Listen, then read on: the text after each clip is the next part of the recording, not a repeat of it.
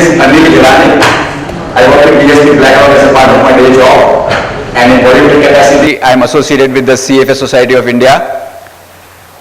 Today, it is my pleasure and privilege to be here and welcome all of you on behalf of CFA Society India and our very strong partner, Reliance Mutual Fund. So, wish you all a very warm welcome on behalf of both of these two organizations.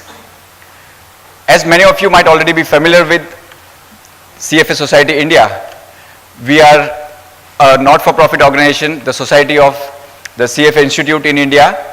We comprise of the various members of the CFA Institute over here. It's our endeavor at all points of time to bring to the investment industry in India the best-in-class speakers, the best-in-class thought leaders across India and across the globe. Today it is our privilege to have a very esteemed personality amongst us, Mr. Russell Napier, who has been very kind enough and a very strong supporter of CFA Institute globally and also in India. And as I mentioned earlier, we also have the privilege of the strong partnership with Reliance Mutual Fund, and I have the privilege of having with us Mr. Sunil Singhania as well. So to kickstart the event for the day, without taking much of your time from my side, I would like to first invite on stage Mr. Sunil Singhania, who will be the moderator of the evening today. Friends, for most of us over here who are the esteemed guests of Reliance Mutual Fund, or for that matter everybody who is part of the CFA Institute, CFA Society India over here, Sunil doesn't need any introduction, but just for the formality I would like to introduce Sunil on stage. Mr. Sunil Singhania is the Chief Investment Officer of Equities at Reliance Mutual Fund. Sunil has been one of the very strong supporters and pillars for the CFA Society India, being the founding president of the CFA Society of India. And he is currently associated with the CFA Institute at the global level as one of the Board of Governors member, and he is the first ever Indian to be on the BOG, or the Board of Governors as we call it. Sunil is an astute fund manager and very widely known in the equity markets as one of the star fund managers out here. Sunil, please, I'll leave the stage to you to take the proceedings on further. Thank you very much.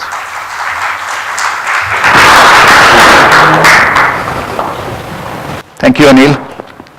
Thank you everyone for joining us on a Monday evening. The best time, Monday evening is the best time, right? Because everyone is at least fresh. We are all witnessing good times, at least for India. Even the world has been doing pretty well this year. And you know, in some sense, we are seeing, at least in some stocks and some sectors, a little bit of over-optimism. In all this, we always need some kind of a balancing act. And you know, we were just talking and you know, Russell was very curious that why are people still so fond of him despite his bearish views. So I think we would like ourselves to be you know, brought back to the ground in terms of reality, and we have Russell with us to actually give a very different perspective, which he always does. And those who have read his earlier books, you know, in 2008, The Anatomy of a Bear Market was like a very widely read book, because when everyone was just gung-ho on markets, you know, Russell was there to tell us that, you know, be careful. Before I invite Russell on the stage, a little bit of introduction. Again, needs no introduction, but as Anil said, you know, a little bit of formality. So Professor Russell Napier is author of the Solid Ground Investment Report and co-founder of the investment research portal ERIC. For those who are interested, it's www.eri-c.com. Russell has worked in the investment business for 26 years and has been writing global macro strategy for institutional investors since 1995. Russell is author of The Anatomy of the Bear, Lessons from Wall Street's 4 Great Bottoms, and founder and course director of the Practical History of Financial Markets at the Edinburgh Business School. He's on the board of 2 listed investment trusts and a member of the investment advisory committees of 3 fund management companies and a family office. In 2014, he founded the Library of Mistakes. Yes, note the name, Library of Mistakes, a business and financial history library in Edinburgh. Russell's undergraduate degree in law is from Queen's University Belfast, and he is a master in law from the University of Cambridge. He is a fellow of the CFA Society of the UK and an honorary professor at Heriot-Watt University and the University of Stirling. We are very grateful and honored to have Russell speak to us. Russell, the floor is all yours. Thank you. Many thanks for the wonderful introduction, and it's wonderful to be here. I hope, can everybody hear me? Yeah, good. I'm here for various reasons, not just to speak to the CFA, but I just wanted to briefly say the other reasons why I'm here. As you kindly mentioned, I run a course in finance called The Practical History of Financial Markets. We are a charity, and we run this course across, well, really Edinburgh, London, Singapore, and as of today, Mumbai also. So we will be running that today and tomorrow in Mumbai, and fortunately it's sold out, but we'd hope to come back in the future and hope to make Mumbai a regular venue for teaching the course. And it's a little bit of financial history. I believe a lot in reading financial history and studying financial history, and I think that's more important today than ever. In the rest of the world, we are confronted with politicians and central bankers doing things that perhaps you think they've never done before. Perhaps you've been to business school, perhaps you've studied supply, and perhaps you've studied demand. But sometimes our politicians don't like the implications from supply and demand, and you know, in India, you know all about that. You've lived through that from 1945 up until 1990, and then things started to change. And I'm going to do a presentation about why the West is heading back to something that India is leaving behind, which is that period you lived through from 45 to 91. Now, the other reason I'm here is also to do with financial history, which is to do with the Library of Mistakes, because there used to be one Library of Mistakes in Edinburgh, which is a long way from Mumbai, but now there are two. There is also a Library of Mistakes in Pune at the Flame University. We are delighted to be cooperating with Flame to build a library at their put a Library of Mistakes in their library. We share many things in common, but I think what we crucially share is A, we're both charities, and B, we believe in the benefit of an approach to financial market understanding that transcends the formal business school education. Flame, as you know, is a liberal arts academy. It teaches a little bit of everything, and we believe really that the good investor needs more skills, and in some way a combination of many skills.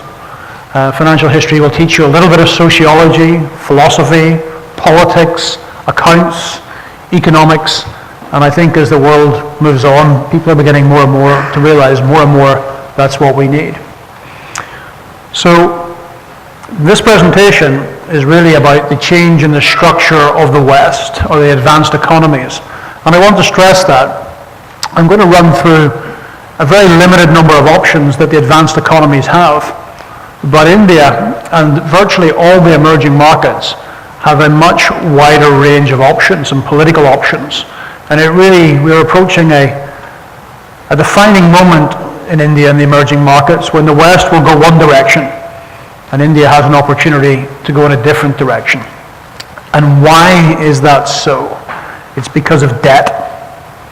It's because of the debt levels in the developed world, and what those debt levels combined with the social obligations mean.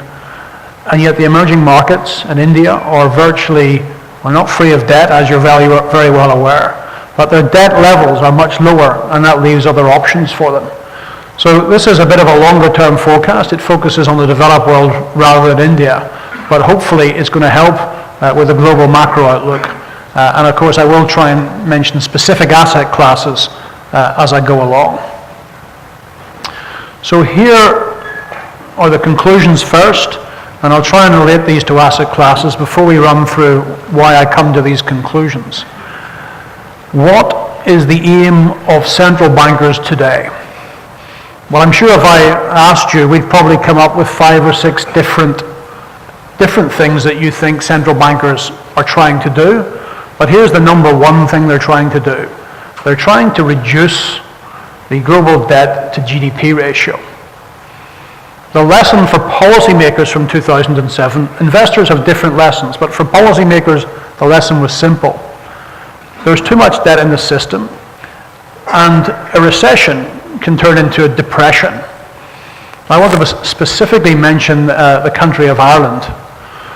As Ireland entered its recession in 2008, the government debt to GDP ratio was 23%. That is one of the lowest levels in the world. The United Kingdom never had 23% in the post-World War II era. The United States never had 23% in the post-World War era, and that was 2007. By 2010, that number has gone from 23% to 132%, above the United Kingdom, above the United States, and one of the highest levels ever recorded in the history of Ireland. What happened? Well, what they believed was private sector debt turned out to be a liability upon the government. We thought that was banking sector, commercial sector debt, but the government had no option to assume responsibility for some of that debt when the crisis came. Why is this important? Because the lesson that they learned from this is we have to bring down debt to GDP, because otherwise you can end up with crippling amounts of debt falling upon the government. Global debt to GDP has gone up since 2007. I think some people are usually surprised by that. It was 244% of GDP in 2007. Today it's 268% of global GDP. So if the role of central bankers was to reduce the debt to GDP ratio, central banking has failed. Now, I don't doubt that it succeeded in stopping a depression. I think that's absolutely true. But has it made the system more robust? Has it changed that? The answer is no. So this has yet to be completed. And with yield curves close to zero, we'll be discussing whether there's sufficient ammunition among central bankers to complete that, or whether we still live in a fragile system. I put the public debt to GDP ratios there. They're over 100%. Why does 100% matter? There are two reasons for that. One, historically, that is when governments have been active in trying to do something. They have at least reacted to that level of public debt to GDP. Japan clearly went much higher than that, but when it first hit 100% in 95, it did react with austerity. So we should expect a government to do something when debt to GDP ratio goes above 100. India's is well below that. And here is the issue, and here are the solutions you have. And this is back to my main point. When you have that high level of debt to GDP, all your solutions are negative for investors. India doesn't have that problem. So there are other options. So what are the solutions when your debt to GDP ratio is very high? Well, there's austerity. Now, I come from the United Kingdom, I live in the United Kingdom. We launched a policy of austerity in 2010. Our debt to GDP ratio was 80%. The policy of austerity is just about to end, and our debt to GDP ratio is 100%. That's not much austerity. But it was a policy which was hated and detested by the people. And it's a policy which had the Chancellor of the Exchequer fired and replaced by somebody else. So austerity is difficult. There is also default. The United Kingdom last defaulted in 1672. In the modern era, the only developed world countries to default have been Greece and Germany in the last 150 years. It's not a policy that follows often. There's high growth, and this is the bull scenario. I'm here with my children.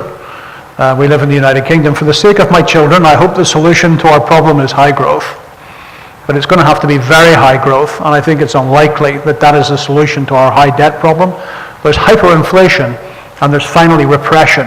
And I'm here obviously to talk to you about repression, and I should right up front define what that repression is. It is holding the yield curve below the rate of inflation. That's what repression is. And it's been used before in the developed world from 1945 all the way to 1980. It is dreadfully bad for bonds. It is theft on the bondholder.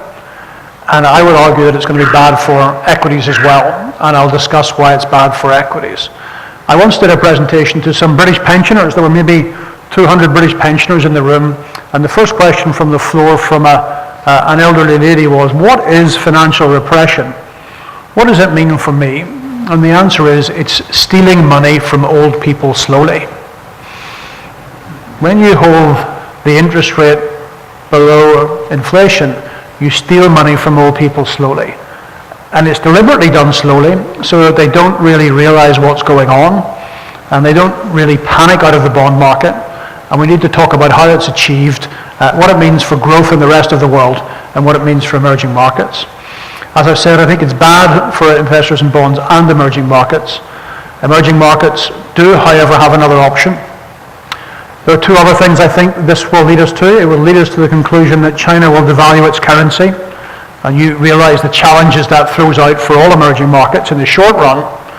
It also leads us to the conclusion that the euro will not survive, which is another dramatic conclusion with huge difficulties for all of us. But it means that for investors in the developed world, we're entering another dark ages.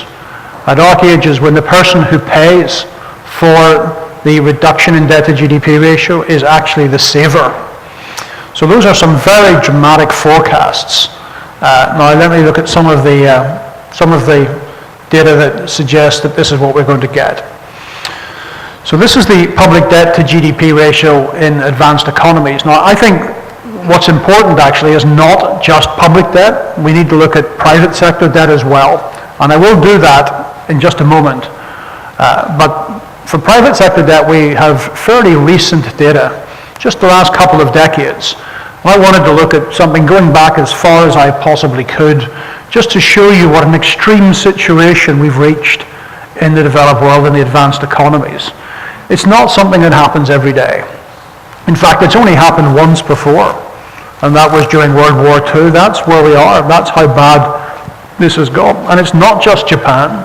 This number is over 100%. I showed you the US at 100%, the United Kingdom's at 100%.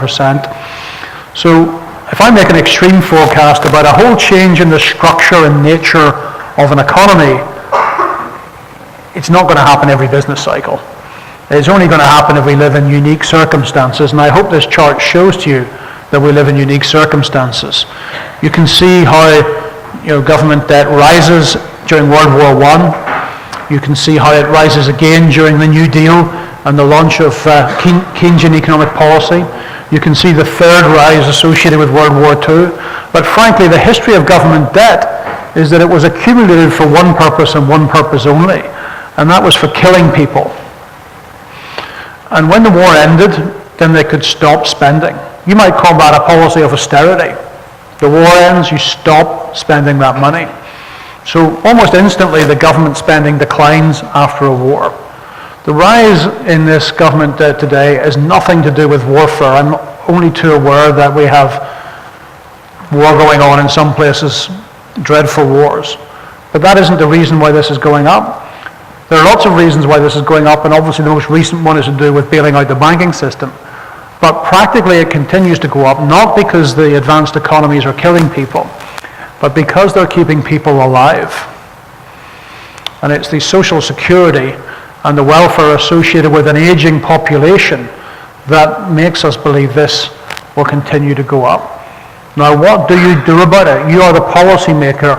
What do you do about it? I once did a speech on this to a thing called the Association of Investment Companies, saying that financial repression was a bad thing. It would take money from savers. And I've just shown you the list of alternatives: repression, hyperinflation, austerity, default. And in the audience was a ex-member of the MPC of the Bank of England.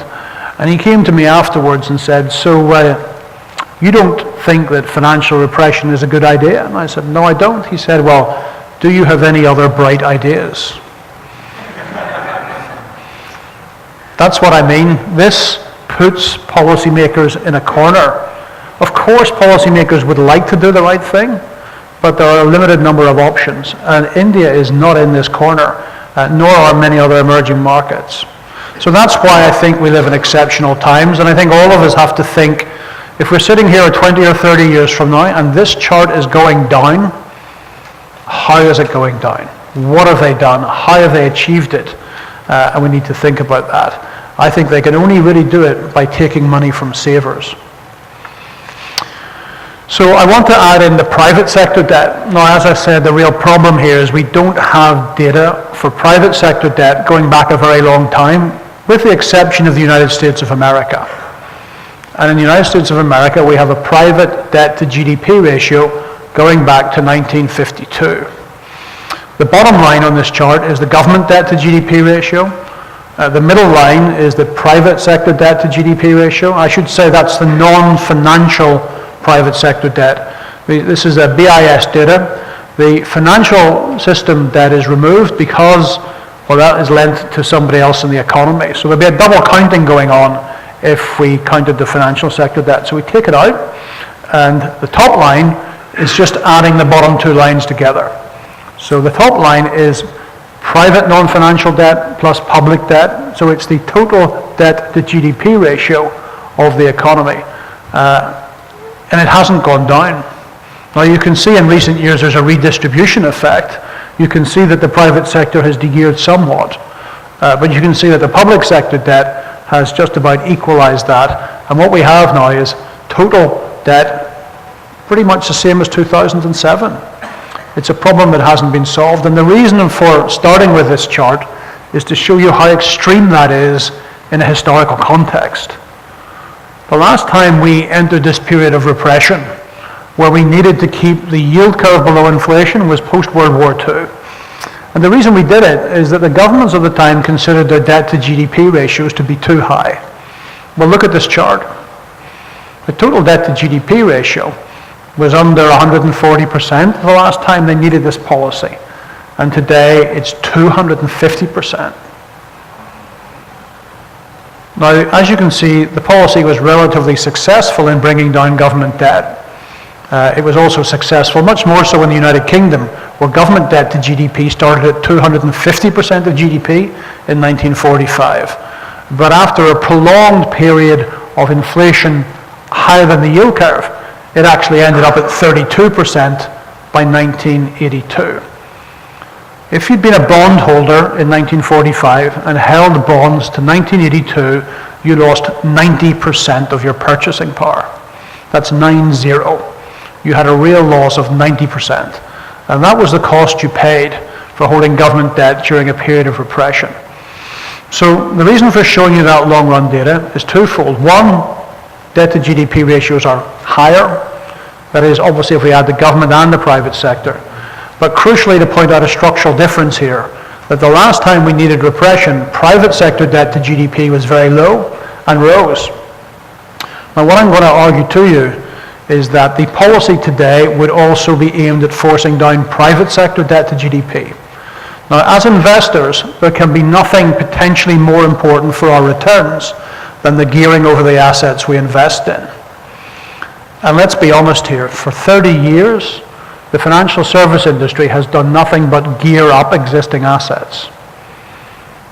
You know, many people in the industry have done a good job, but many people have spent a career simply adding leverage after leverage to assets, and that's certainly more true in the West than it is in India, based on the macro data.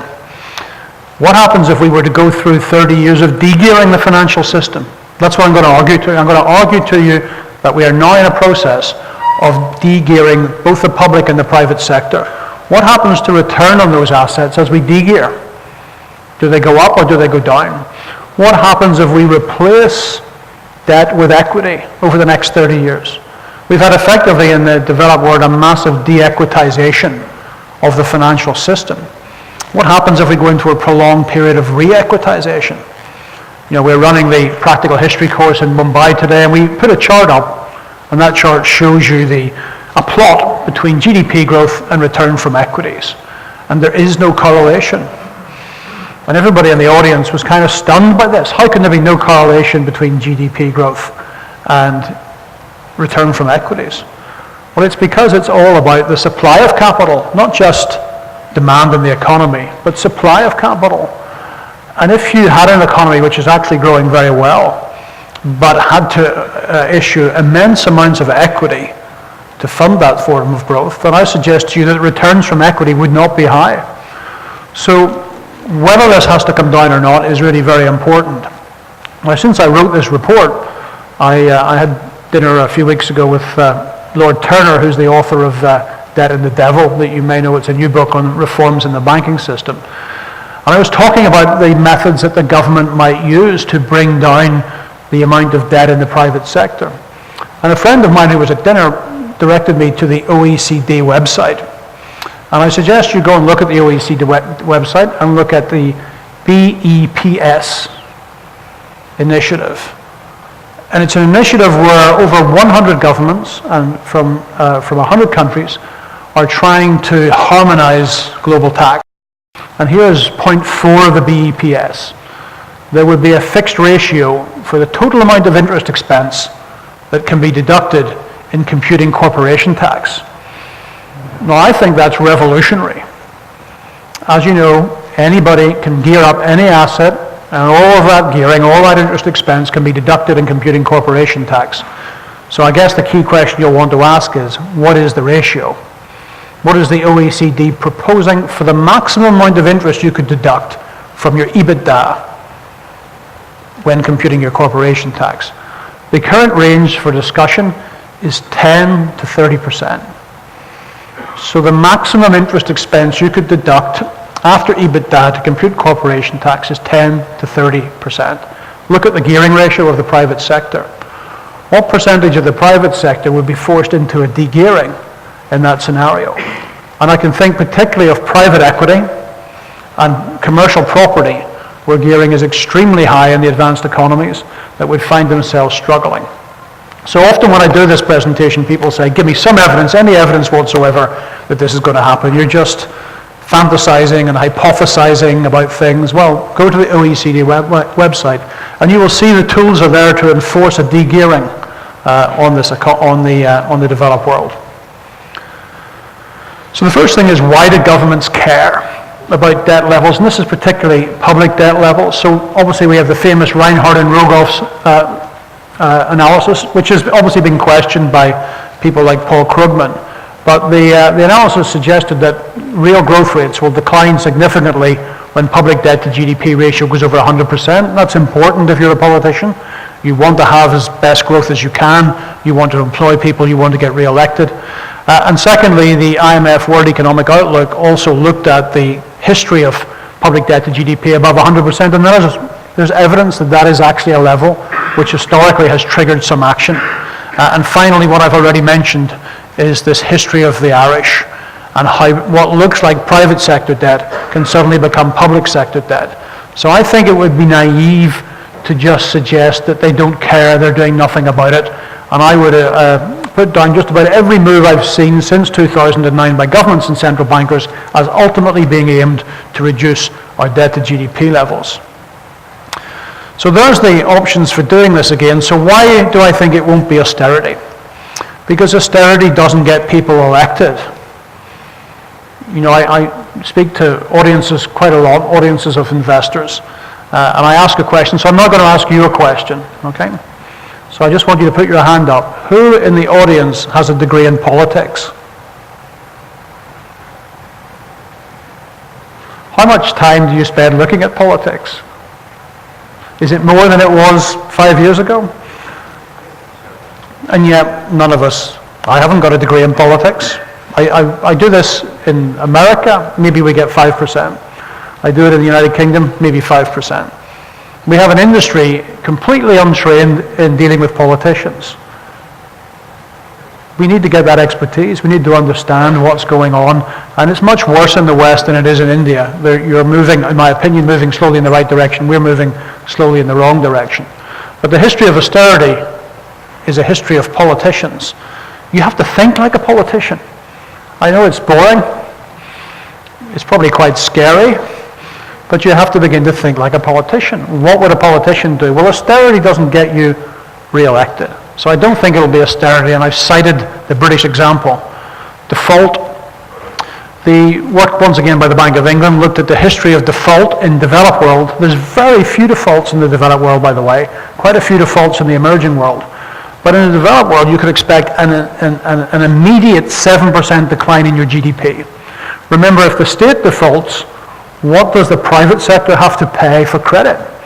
The cost of credit goes up, the private sector goes through a gross recession. So a default would be exceedingly painful, and I think is once again not something a politician will choose. Real growth is the answer, but we can kind of work on some numbers on that. You can look at population growth, you can take productivity growth and say, can we reach a high enough number based on fairly normal growth in the labour force and historic average productivity growth, can it be high enough? And the answer is no. With the exception of Germany, and is the one country that can produce high enough real growth to grow out of its problems. And we'll come back to that because that raises issues for everybody else in the European Union. Hyperinflation, this can be done. We can have a policy of hyperinflation. I mentioned France there. In just 5 years, it reduced, after World War II, it reduced its public debt to GDP ratio from 180% to 50%. But many other countries, the United Kingdom, didn't follow. The UK did the same thing, but it did it over 2 decades without resorting to hyperinflation.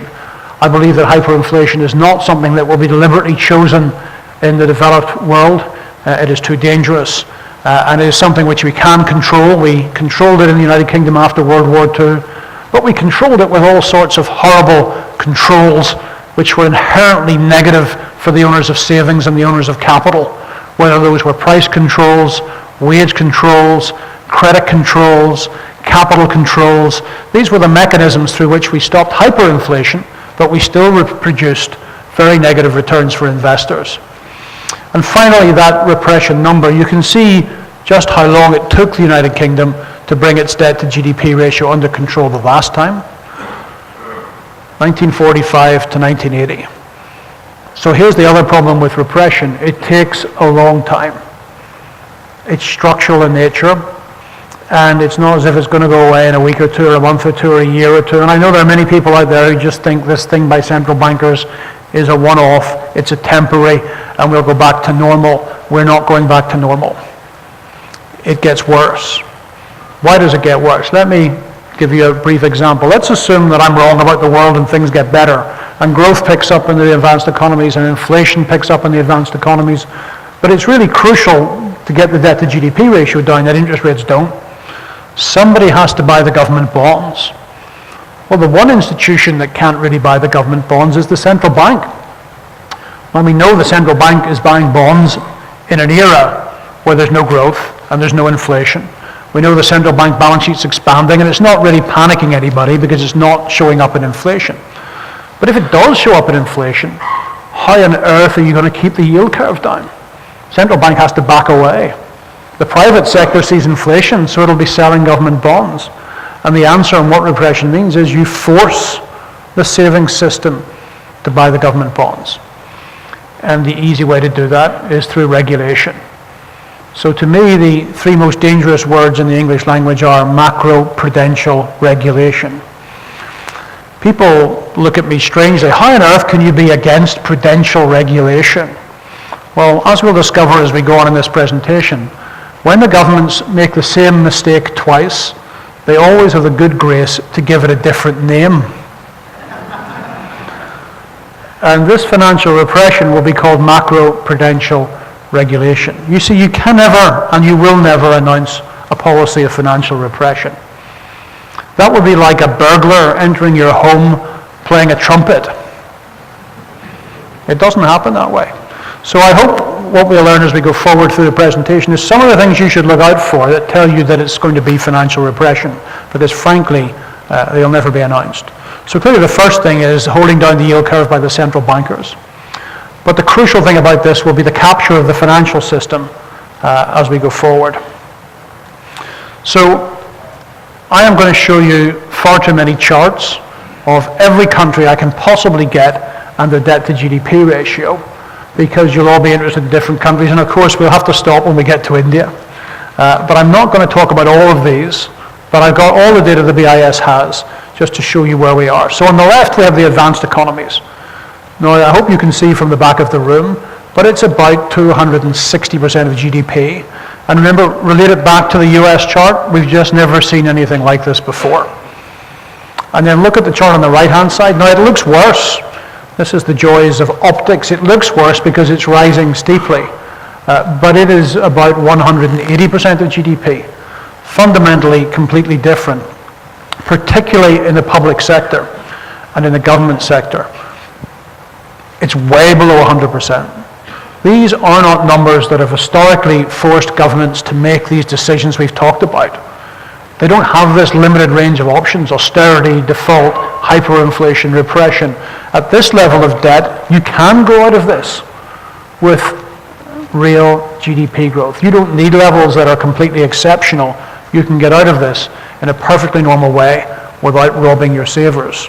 And that is the opportunity that now faces some of the emerging markets. I'm just going to pick out some of these that are worth talking about. Now, the euro area is one of the worst. And I want you to just remember that euro area chart. The total is about 260% of GDP. And the reason I want you to remember that one is when we get to Germany, we're going to contrast it with how low the German data is. Argentina is a fascinating example of why emerging markets are sometimes different. It looks like, well, it looks like Mount Everest. How can a country see its debt to GDP ratio go up in an afternoon? And the answer is simple: borrow in somebody else's currency. There's one form of debt you can't inflate away, and that's debt in somebody else's currency.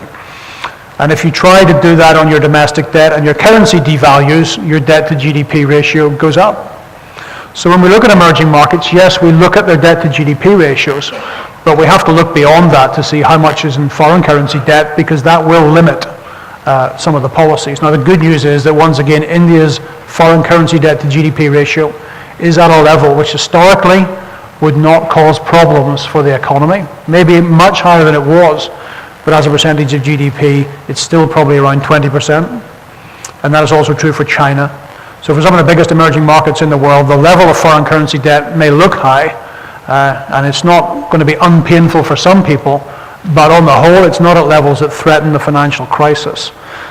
One of the lowest geared countries in the world today, by the way, is Argentina. This is why the hedge fund managers of the world are looking to invest in Argentina. And the reason that Argentina doesn't have very much debt is because it's just defaulted in all of its debt. The Reinhardt and Rogoff study gives us a trigger point for when you should worry about foreign currency debt. If foreign currency debt to GDP ratio is 35% or above, there is a significant risk of a credit event. And as I said, for India, it's about 20%. But that isn't the number one indicator of a country that's going to default on its debt. That is the number one objective indicator, or I should say numerical indicator that you should look at. I should say the whole of Asia, by the way, is below that number with the exception of Malaysia. So it's only Malaysia that stands out, and that I think is because of its Petronas, its very large oil company. So what is the number one indicator of a country that will default on its debt?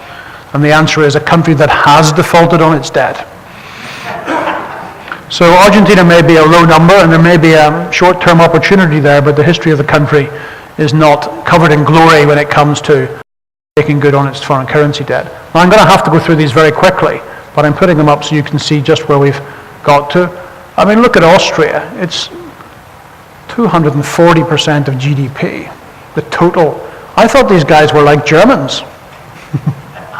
I thought they were cautious and saved, and look at the debt in the Austrian system.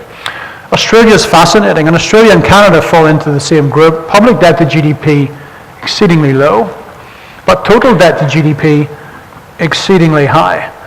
Belgium is one of the worst in the world. Now, I have to come to the defense of the Belgians. That's what British people do regularly.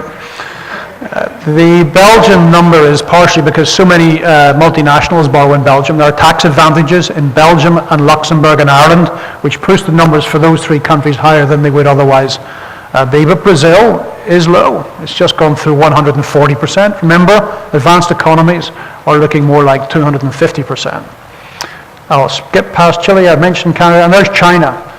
Now, the BIS put these statistics together, and I'm glad I don't work in the BIS statistics department. Can you imagine having the job of dividing private and public sector debt into two bits in China? I don't know. Which bit is public, which bit is private? So let's just focus on the total.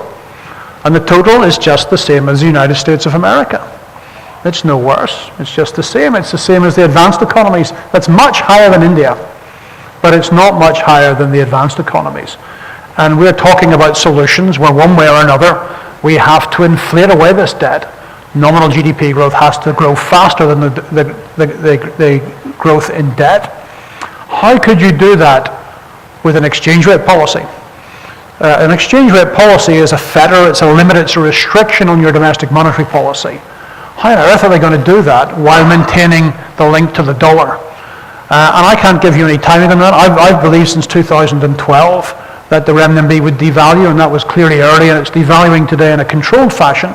But I do believe that this will accelerate as China is forced to do something more dramatic.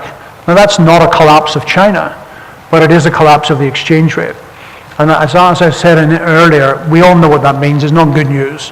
And it could come at a very bad time. If the world is losing faith in the ability of central bankers to reflate the world, and China devalues and exports deflation, I think faith in central banking as a solution will die very quickly indeed. And that would be extremely bad for equity markets. So I'm still very cautious in the short run on equity markets. One of the reasons is because I do think China will ultimately have to devalue and devalue more rapidly. And one of the things we see when we look at these charts is that we're probably looking at a strong dollar. And as I go on, I'll try and talk where it's appropriate about why all of this leads us to a strong United States dollar. But for China, it tells me there will be a devaluation. Now, Germany, we have to stop and look at Germany. It's gone below 190%. Private sector debt to GDP is coming down. Public sector debt to GDP is coming down. This is a country that does not have to follow any of those negative policies. It's not that different from India in terms of where it is. And yet, it's in a single currency zone. And as we saw with Belgium, Austria, you can look at Denmark here, Finland, you can look at France. If you can't see the scale at the back of the room, we're looking at 280, 290 for Denmark, we're looking at 250 for Finland, we're looking at 280 for France. I can't really see it, but these are very high numbers. You're looking at Germany way below that. So how in a single currency policy do we get rid of these debts? Well, if it's financial repression, the people of Germany would have to be as financially repressed as everyone else in Europe. It's a single currency. There's arbitrage, capital moves.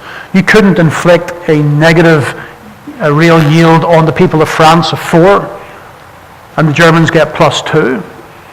It's the same currency. People would just move to get the German yield. So the question is, would the Germans be capable and willing politically to inflict such a policy on the people of Germany? And my simple answer is no.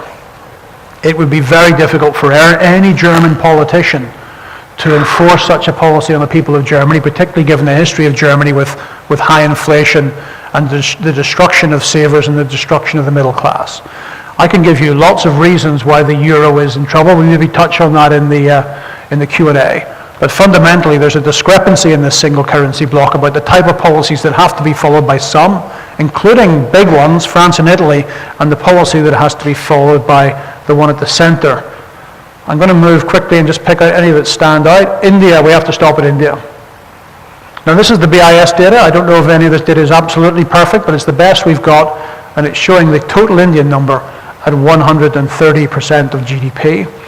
It's showing your public debt coming down. Your private debt has gone up just like everybody else's. Post quantitative easing, everybody in the emerging markets has added more, but it remains at very manageable levels. And now I will tell you the most dangerous thing that India can do about this situation. The most dangerous thing you can now do is to grant a visa to Paul Krugman. We all know that Paul Krugman and his acolytes have certain prescriptions for how we solve this problem, and that prescription is more debt. Now, I don't happen to agree with it for the West, but as I said, the West has limited options. You don't. So here comes the crossroads for India. The West is going back to a business of controlling markets. It needs to do that to bring this down. And you don't. And here is the big question. Which way will India go? Having spent 20 years taking controls out, will you now join the West in putting controls back in again? And it will take a brave politician to stand up to that, because as I suggested, this all begins with a major economic shock. Whether it's the breakup of the euro, whether it's a devaluation of the Chinese currency, whether it's a global recession, whether it's a financial crisis, it is going to be very painful. And I think there will be a massive temptation to follow the policy prescriptions of the West. And it takes a brave politician to go a different direction. And I hope to be coming to India for many years to come to see that you've taken the right decision. And think of the opportunity for India if that happens. Just imagine what it means if India goes a different direction while the West begins to close things down. It will be tough in the short run, but the opportunities are truly immense. I would liken it perhaps to Hong Kong post-World War II. Its parent company, I'm being polite when I describe the United Kingdom as the parent company of Hong Kong. You'll understand that. But the parent company did all sorts of dreadful things and controlled its financial institutions, forced lots of silly investments.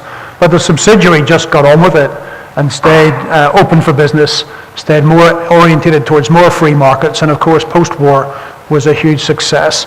Now India is not Hong Kong, we all know the size difference, but actually the opportunity now, I think, is there to be grasped. I'm going to go through and ignore the rest of these because there are too many of them.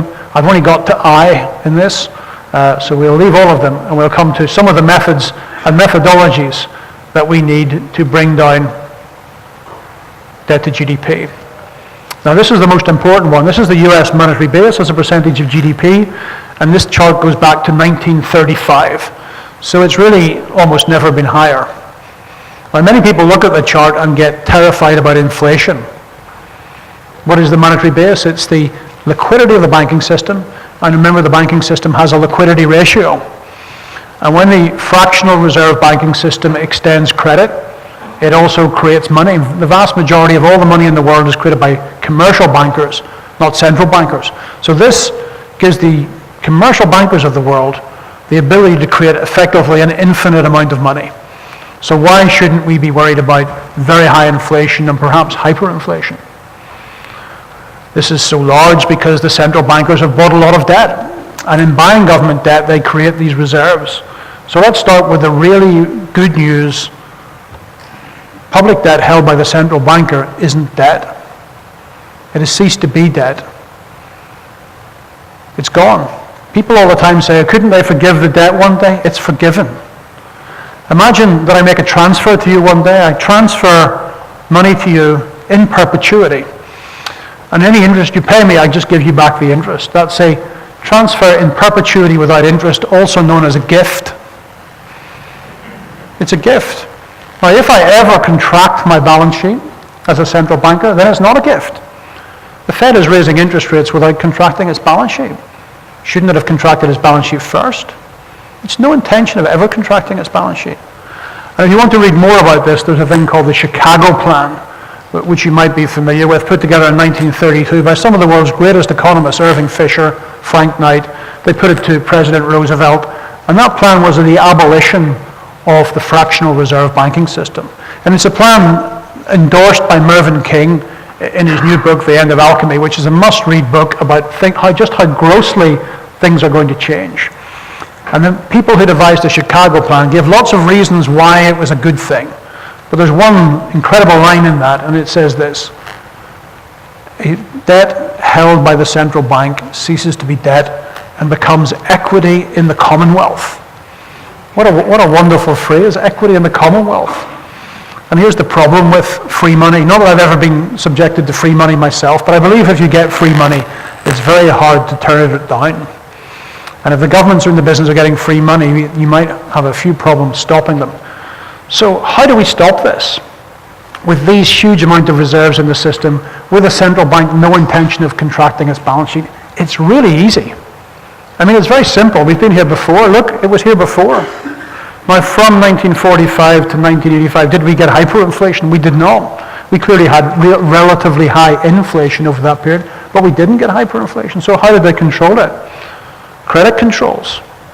A very high reserve ratio. If I simply put the reserve ratio to the level of the existing reserves, central banks can't grow their balance sheet. What an incredibly high price to force on a central banker that he has to hold this liquid asset that produces virtually no return. Hey, who cares about commercial bankers? They're not exactly going to get a sympathy vote if we force them to hold reserves of this size. And if I'm concerned that they'll use this liquidity to grow their loan book, let's have credit controls. Let's tell them that the maximum amount of credit growth in any one year is 5 to 6%. I suspect, and I don't know the economic history of India, but I suspect that's something that you had here after World War II. It's certainly something we had in the United Kingdom. The government simply dictated a growth rate in credit to the commercial banking system. That's called rationing. The allocation of a resource by something other than price is in one way or another rationing. Now when you let's say we begin to ration credit. It's back to my key point here. We've been gearing up in the West assets for 30 years.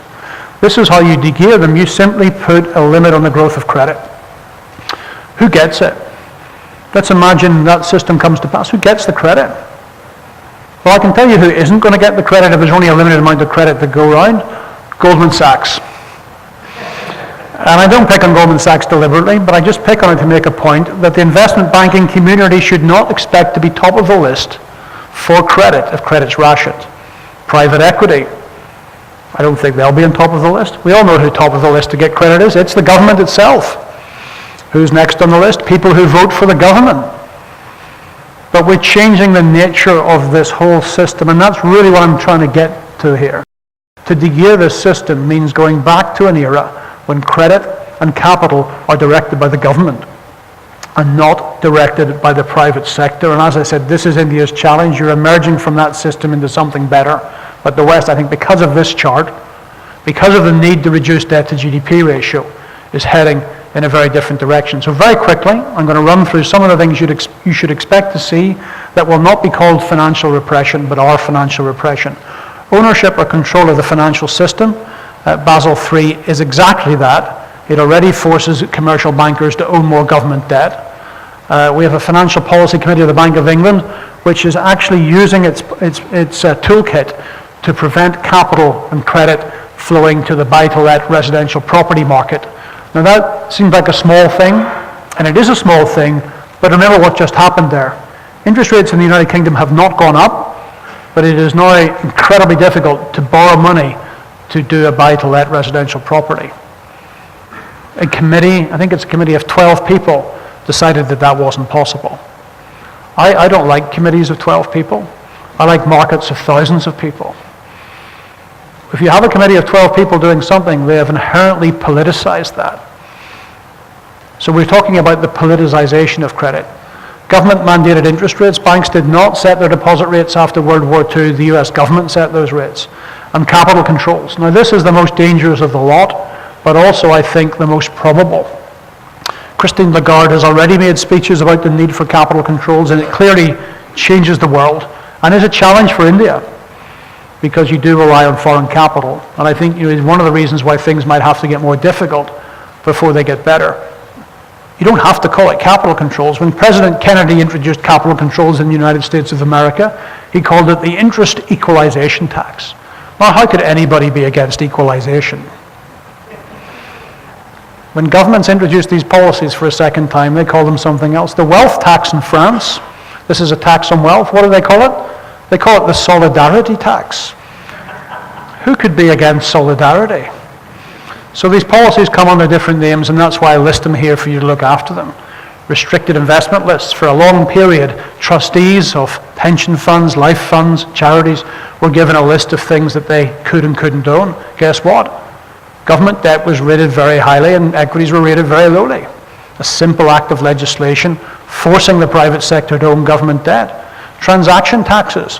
High transaction taxes on equities, low transaction taxes on government debt. A capital levy is also a wealth tax. After World War II, the American government that ran Japan immediately after World War II simply took money from the system. They said that the existing system had been guilty and collaborated with the war effort, and they simply removed some of that wealth. It was used in Italy, it was used in Germany and Austria after World War I. Rent controls, which you've suffered from here, undermine the yield on property to try and persuade people to buy government debt. So this is what I call a rabbit hole. The people who are recommending this policy just see one step. But when you begin to control one thing, you end up controlling another thing and another thing and another thing. And these are the controls that you should accept. You can control dividends. I'm not mentioning anything here that hasn't been done before. These have all been done before. Restrictions on gold ownership, Chicago Plan, and I'm sure you all know that Kenneth Rogoff is suggesting that we ban cash. That would give the ability for the governments to put interest rates on deposits significantly negative in nominal terms. These are the policies of repression you have to look out for. I don't for 1 minute think you're going to get all of those. So I put that up there as a menu list, and if you see a government introducing them, then that's what they're up to. So here are the investment implications, and this is where I'll follow. It is important to invest in jurisdictions where there will be no repression. I think that's Singapore, and I would be prepared to say in this audience, it is potentially India. Now, if I say that in the West, people think I'm insane. I mean, they really think I've gone slightly insane. And I don't say it with a high degree of confidence that it is India, because it will depend a lot on your politicians. But there is an option that it could be India, and that really would change the rest of the 21st century. I'm not saying for a minute that there aren't difficult times ahead. Everything I've said suggests difficulty. Breakup of the euro, fall in the yuan, maybe a financial crisis, lower growth. But once we're through that, India, I don't believe, will go back towards the policies of repression. You have to avoid emerging markets where there's too much foreign currency debt. There really are in Central Europe, Turkey and South Africa, and I remain particularly concerned about Turkey and its willingness to employ exchange controls. The beautiful thing about equities is there's such a huge range of them. There is no scenario in this situation where you would buy bonds. It doesn't matter if they're corporate bonds, commercial bonds. The whole policy here is to put inflation above the bond yield. You wouldn't own bonds in this new type of system. But there are some equities you'd want to own, and those I describe as ones with long duration assets. You would benefit if revenues rose quickly with inflation, but costs didn't. Now, if you run a railroad or a petrochemical plant or an oil well, these are things where the depreciation cost is a significant proportion of your total cost, and your bottom line would go up significantly. So it has to be a long duration asset. If it's a short duration asset, cash gets sucked in, of course, to fix that asset, and the cost of these assets are going up, but long duration assets. So rule number one in repression, never, ever, ever buy the index. Now, I realize that I'm preaching to the converted because it's a room full of active fund managers. But there are some key reasons you don't buy the index. Number one, we've had 30 years of falling inflation and falling interest rates. What will be some of the largest cap stocks in the index? Companies that have benefited from falling inflation and falling interest rates. What are we about to go through? Well, after this shock, I think we're going to go through a period of somewhat rising interest rates, but much more quickly rising inflation. So the beneficiaries of that structural 30-year shift are now dominating the index and will be key losers as we go forward. I think the most important thing in investment is rule number one. Doctors have a rule: first, do no harm. For investors, it should be first, own no banks. This is an environment where banks are basically seen as a tool of the government, tool of the state. And then finally, of course, we have that technological revolution. So there are equities that you can own, but it's a great time for the stock picker, and fingers crossed, a great time for the value manager. So any value managers out there, it's been 5 to 7 years of hell, but time might be back. China devalues, sell bonds, and buy gold. And I'm sure I've run over by a lot, but this is an important call on a structural shift, and I think an important opportunity for India, and fingers crossed. Thank you.